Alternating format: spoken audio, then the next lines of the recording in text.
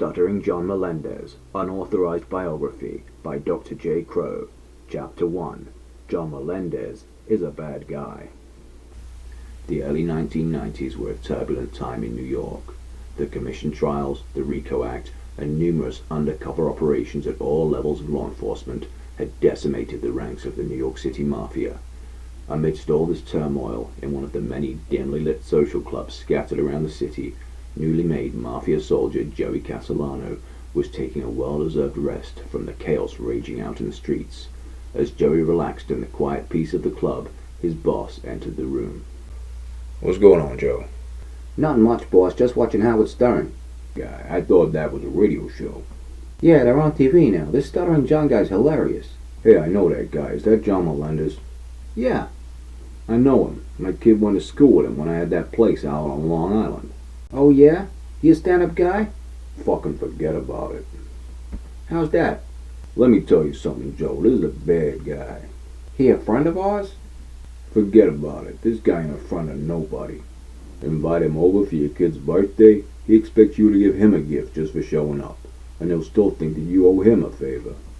I tell you, Joey, he may be the worst person in the history of human existence. I mean, we know some bad guys, but imagine a guy with not one single redeeming characteristic. When you think of bad people throughout history, what's the first name that comes to mind?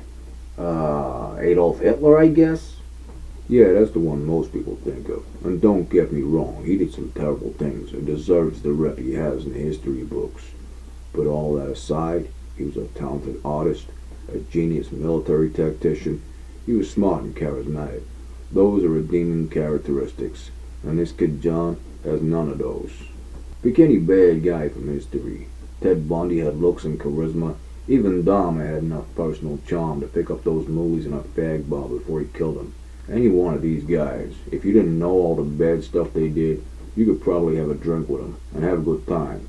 Not with John Melendez. The phrase "this guy sucks" was invented for him.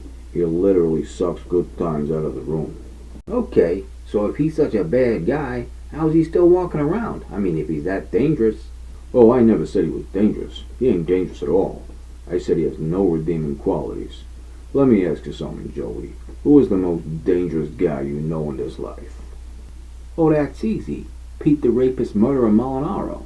Exactly. And what makes him so dangerous is brains and balls. He can plan out the most diabolical and nefarious of crimes, and he has the balls to carry them out and the brains to get away with it. But as bad of a guy as Pete is, those brains and balls of his are redeeming characteristics that your boy John just doesn't have. He has all the malevolent intentions of a dangerous guy, but doesn't have the brains and balls to carry them out. You heard of the phrase, if he had a brain he'd be dangerous? Well, he don't, so he ain't. Imagine a man with no charm, no intelligence, no charisma, no humility, no manners, no decency, bad personal hygiene, no shame, and above all, no talent, but at the same time sincerely believes himself to be a world-class entertainer and genius beloved by all. Yeah, this John Melendez, oh, this is a bad guy.